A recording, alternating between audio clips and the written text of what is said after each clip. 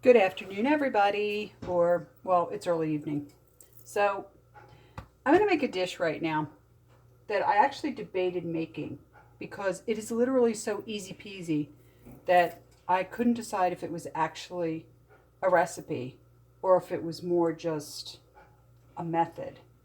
So, I am making chicken cutlets, also known as chicken schnitzel if you're German, except I'm not going to put lemon on it, so it's not technically a schnitzel.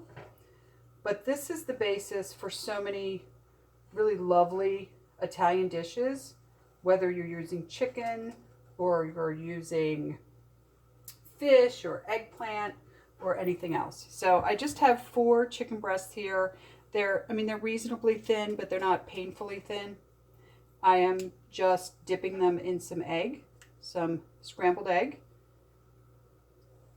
and then I'm coating them in some seasoned breadcrumbs, some Italian style seasoned breadcrumbs. Nothing fancy.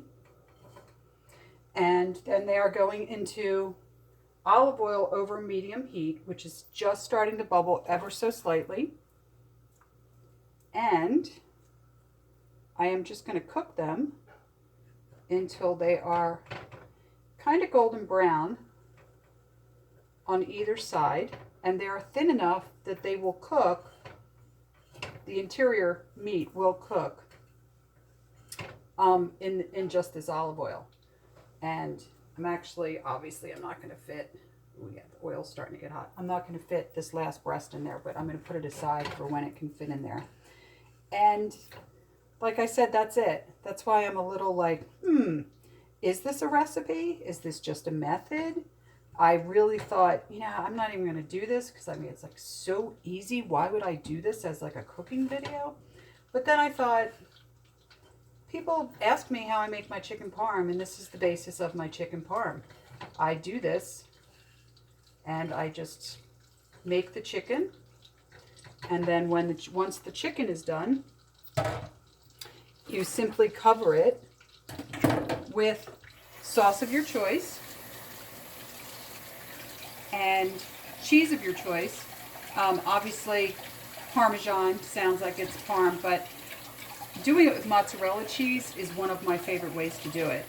In fact, it's my favorite way to do it, actually, is just get some mozzarella cheese, and you kind of leave it in a big chunk of mozzarella cheese, and you just slice off the top, and you put it right on top of the sauce, and then you put it under the broiler for a couple minutes until your cheese gets bubbly. You serve it with some pasta on the side, and voila, that's chicken parm. So, like I said, not a difficult recipe, but I thought I would talk about it and show it to you guys. It's a really cheap meal, as you can probably imagine. I'm going to move you guys over here. See if we can get that's a better angle. Now you guys can see how beautiful. When I flip this chicken, you'll be able to see how beautiful it is. So, this is just some extra virgin olive oil. Look how pretty.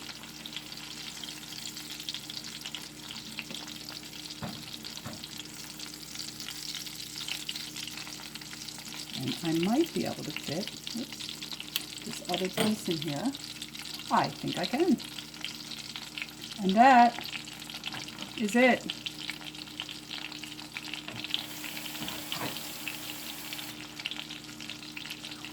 So, I will, when these lovely chicken pieces are done, I will take a picture of them on this plate over here that I have with just some paper towel on it, just to drain some of the oil. And I will use that as the thumbnail so you can see the finished product. But it looks very, very close to what you're seeing here. You don't want to get your oil too hot because you'll burn the breadcrumbs and burn the oil and it won't taste good. This is a medium heat. This is not a deep fry. This is what we would call a pan fry. Like I said, you can do this with eggplant. You can do this with fish. When I do fish, I usually do cornmeal instead, but a very similar concoction. If you're going to make chicken parm, you may want to actually add some grated cheese to this to give it more of that taste.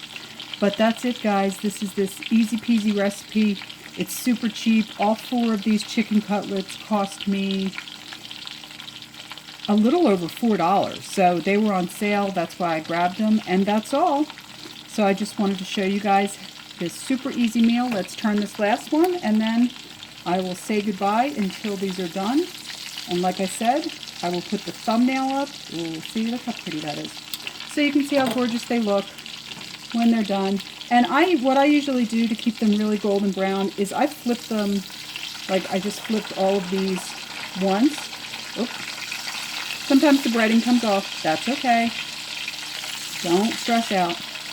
I will probably flip these 3 to 4 times just to make sure that they're really cooked, but I don't want to have them fry on one side for too long because it tends to burn the breading. And it cooks very evenly when you do this. So, like I said, guys, like, subscribe, stay tuned for the next Vlogmas post. And I hope this wasn't too boring for you guys. And I will see you in the next one. Bye.